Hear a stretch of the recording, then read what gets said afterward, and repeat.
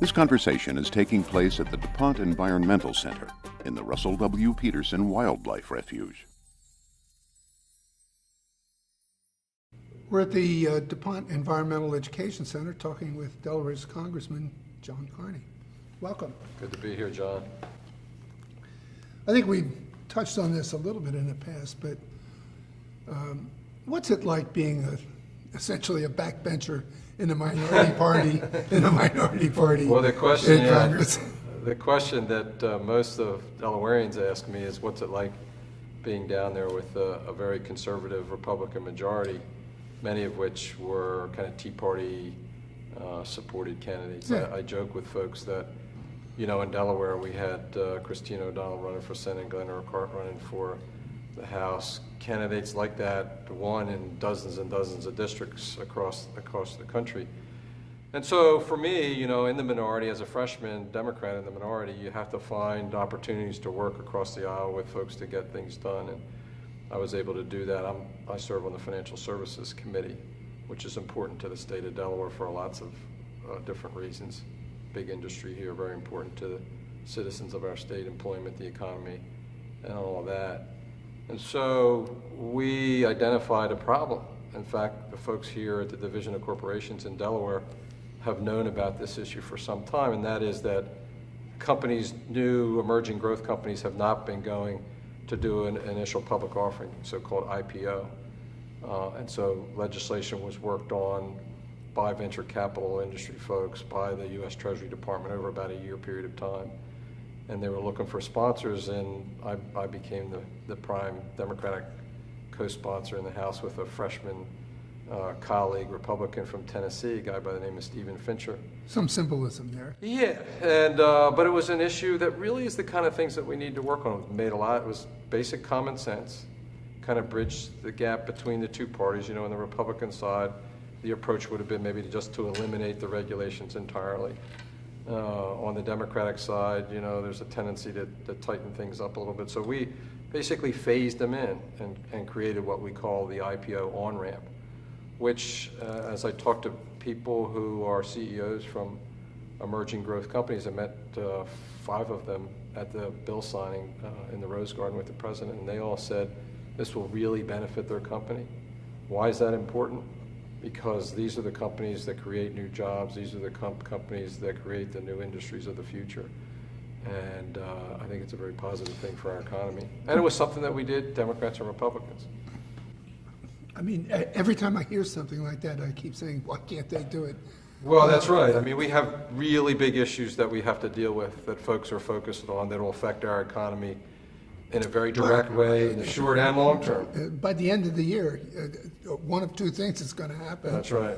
You know, the Bush era tax cuts will go away, and in will come automatic cuts to all programs. That's right. Wouldn't it make more sense to do that intelligently? Do it much more intelligently, exactly right, because if we do nothing, those two events will occur, and about 3% of the GDP will come out of the economy in 1 year, which will put the economy back into a recession, a very bad thing for all of us. And so it really is an opportunity for us to do something good for the country. Is Simpson Bowles an alternative? Absolutely.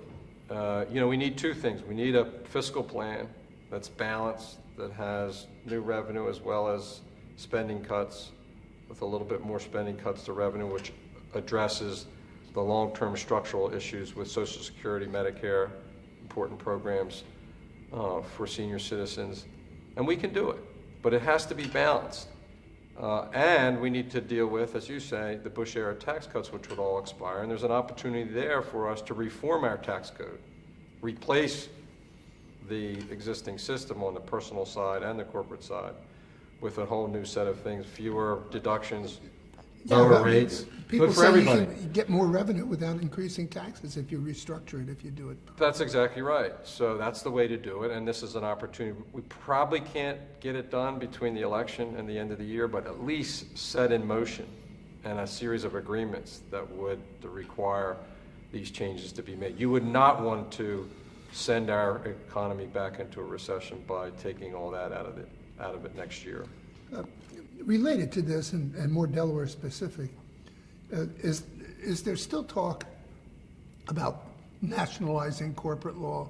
Is that still talk? Well, fortunately, no. I mean, there are always issues that come up. I mentioned the IPO bill a minute ago Right. that we talked about, and within that debate, there was an amendment that was offered in the Senate. Unfortunately, we got tremendous leadership and support in the Senate with Senator Coons and Senator Carper, which defeated the amendment. It essentially would have addressed an issue, a fairly esoteric issue around proxy access, which really implicates some of the issues that make Delaware different from other states. But we haven't heard a lot of that recently in terms of a nationalized incorporation statute. That would really be a bad thing.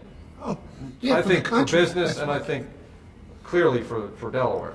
But look, our lawyers and our judges are merit selected. Right. Federal judges are the most political people in the country. They get their jobs because of what party work they've done. It would completely and they just- politicize.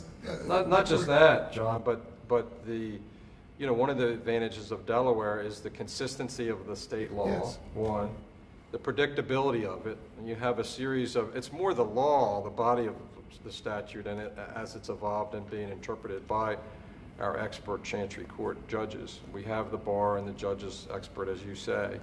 But you get into federal court, and you're not going to get a timely hearing, you're not going to get your case resolved in a timely or predictable fashion. That's bad for business. It's bad for all of us, and it'll be bad for the economy. And I think clearly we had a little bit of a bite out of that apple as an effort arose in the House, and it's not dead yet, to take away the Delaware District Court's advantage on bankruptcy proceedings, all right? Companies can bring their bankruptcy to the state of Delaware by virtue if they're incorporated here, right, by that rule.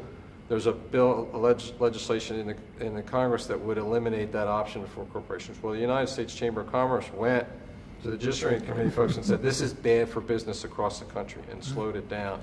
So I think there's a recognition more generally that Delaware corporate venue, number one, our corporate law and the court is a good thing for America and for American business. Thanks, John. Thank you, John. You're connected with Content Delaware.